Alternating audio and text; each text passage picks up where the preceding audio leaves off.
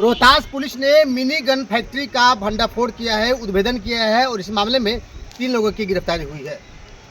किसी को पता भी नहीं था कि रोहतास जिले में भी देसी यानी कि मिनी गन फैक्ट्री का यहाँ पे फैक्ट्री है और बड़े पैमाने पर यहाँ पे हथियारों की तस्करी हो रही है, हथियार बनाए भी जा रहे हैं। जैसे ही पुलिस की इसको भनक लगी तो रोहतास पुलिस अधीक्षक रोशन कुमार ने बताया कि इस मामले में जैसे ही पुलिस को भनक लगी तो विक्रमगंज मंडल पुलिस पदाधिकारी के नेतृत्व में एक टीम का गठन किया गया और काराकाट के देव मार्कंडे गांव में छापेमारी की गई, जहां पर बड़े पैमाने पर अर्धनिर्मित हथियार की बरामदगी हुई, हथियार बनाने की सामग्री की बरामदगी हुई और 2 लोगों की भी गिरफ्तारी हुई। उनकी निशानदेही पर उन्होंने कबूला कि यहाँ से हथियार बनाए जाते हैं। बगल के ही कछुआ थाना क्षेत्र के एक गाँव में भी छापेमारी की गई और वहाँ पर भी हथियार बनाने के सामान की भी बरामदगी हुई है। इस मामले में कुल 3 लोगों की गिरफ्तारी हुई है और काराकाट के जहाँ देव मार्कंडे गाँव से 2 और कछुआ थाना क्षेत्र से दरबार गांव के 1 व्यक्ति की गिरफ्तारी हुई। कुल मिलाकर के 3 लोगों की गिरफ्तारी हुई है। आइए सुनते हैं इस संबंध में रोहतास पुलिस अधीक्षक ने प्रेस कॉन्फ्रेंस कर क्या कहा। अवैध हथियार के खिलाफ जो लगातार अभियान चलाया जाता रहा है, उसी क्रम में एएसपी विक्रमगंज के द्वारा सूचना संकलन के आधार पर यह ज्ञात हुआ कि काराकाट थाना क्षेत्र के देव मार्कंडे परसर गांव में रामाशंकर शर्मा और उसका भतीजा सोनू कुमार जो ग्रिल निर्माण का दुकान चलाते हैं, वो दुकान की आड़ में अवैध हथियार की मरम्मती एवं उनका निर्माण करते हैं। वहां से अवैध हथियार की सप्लाई भी करते हैं।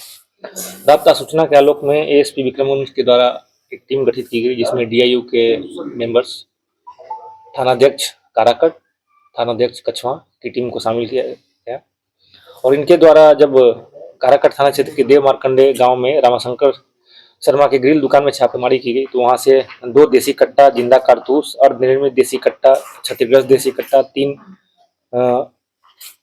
क्षतिग्रस्त देसी कट्टा, 1 अर्धनिर्मित पुराना देसी कट्टा, मैगजीन, खोखा, पेचकस, लोहा काटने का सिरसा, वार्नियर और हथियार का बैरल बनाने के लिए जो सामान इस्तेमाल किया जाता है, उनकी बरामदगी वहां से हुई।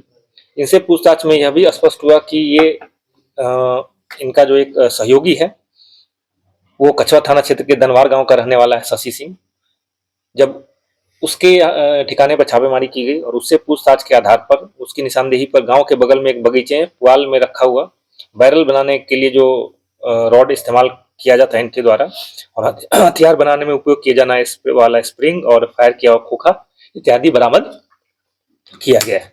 इन सभी अभियुक्तों का आपराधिक इतिहास भी रहा है, जिनमें से कछुआ थाना कांड संख्या 48-17 और 51-17 है। इसके अलावा इनके पास जो चीजें बरामद हुई, इसके आधार पर टेक्निकल डिटेल्स का विश्लेषण किया जा रहा है।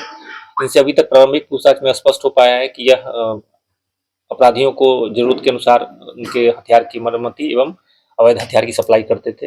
इनके संपर्क में और भी कुछ लोगों के होने की बात अभी तक के तकनीकी अनुसंधान में सामने आई है, जिसमें अक्सर अनुसंधान किया जा रहा है। उन लोगों की भी गिरफ्तारी की जाएगी जो लोग इनको सहायता उपलब्ध करा रहे थे अवैध हथियार बनाने में और फिर इस कांड को अंतिम अंजाम तक पहुंचाया जाएगा। और चूंकि कांड में सारे तकनीकी साक्ष्य मौजूद हैं, इसका स्पीड ट्रायल कराकर इसको अपने अंतिम अंजाम तक पहुंचाया जाएगा और जो टीम में शामिल सदस्य हैं जो एएसपी विक्रमगंज के नेतृत्व में काम कर रही थी, उनको पुरस्कृत करने के लिए अनुशंसा भी की जाए।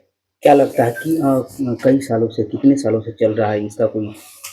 ये अभी जो इनकी गतिविधि है, फिलहाल जो तकनीकी साक्ष्य उसके आधार पिछले 6 महीने से इन पर इनकी गतिविधियों पर नजर रखी जा रही थी। इसी क्रम में जब पुख्ता सूचना संकलन किया गया तब इनके ऊपर कार्रवाई की गई।